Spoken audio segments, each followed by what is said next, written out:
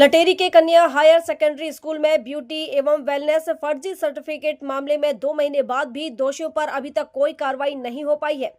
लटेरी कन्या शाला में ब्यूटी एंड वेलनेस कोर्स के फर्जी प्रमाण पत्र का मामला 2 महीने बाद भी गरमाया हुआ है।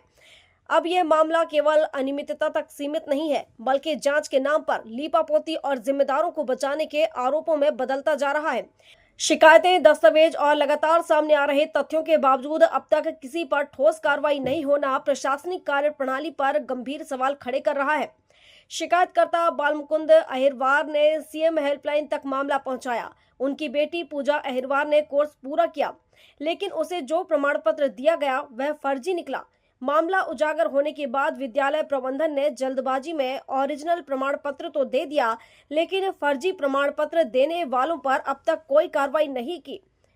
लंबे समय तक प्रयास करने के बाद जिला शिक्षा अधिकारी से इस फर्जीवाड़े के संबंध में बात हुई तो उनका कहना था कि जांच हो गई है। जांच प्रतिवेदन आने के बाद जल्द ही कार्रवाई की जाएगी।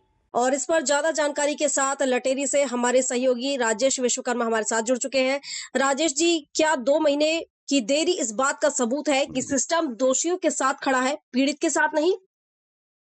जी प्रियंका जी, मैं बताना चाहूंगा, काफी टाइम हो गया है। मीडिया के द्वारा लगातार ये खबरें भी प्रकाशित की जा रही, लेकिन इसके बाद भी कोई कार्रवाई इस मामले में होती नजर नहीं आ रही है। लगभग 15 दिन पहले जांच दल आया था, उनके द्वारा रिपोर्ट भी तैयार की गई थी, लेकिन अभी तक रिपोर्ट विदिशा तक नहीं पहुंच पाई है। न जाने कौन से साधन से रिपोर्ट विदिशा तक पहुंचाई जा रही है कि 15 दिन उसको विदिशा पहुंचने में लगे हैं।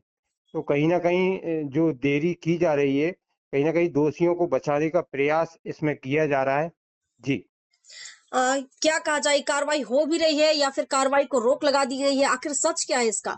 क्या जिम्मेदारों को बचाने के लिए जानबूझकर इस फाइल को दबाया जा रहा है?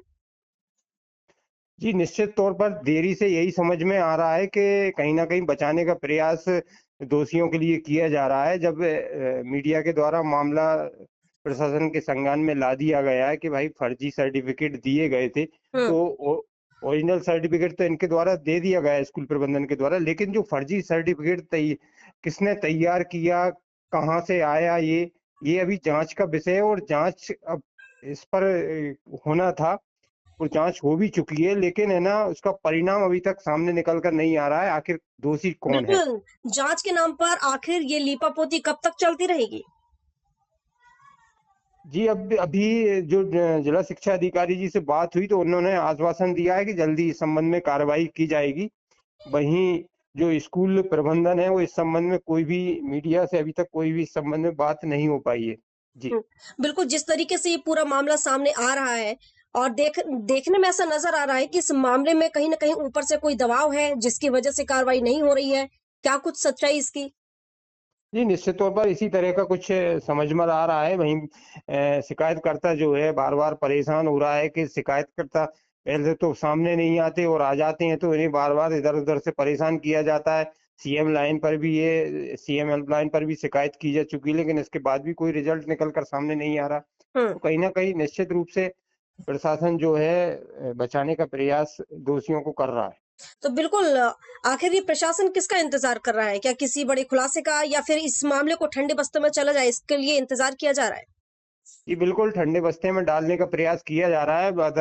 वो तो मीडिया के द्वारा ही बार बार इस चीज के लिए प्रयास किया जा रहा है कि भाई दोषियों पर आखिर कार्रवाई क्यों नहीं की जा रही।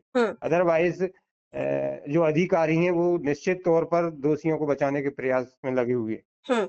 तो क्या ये मान लिया जाए कि इस मामले में दोषियों को क्लीन चिट देने की तैयारी है?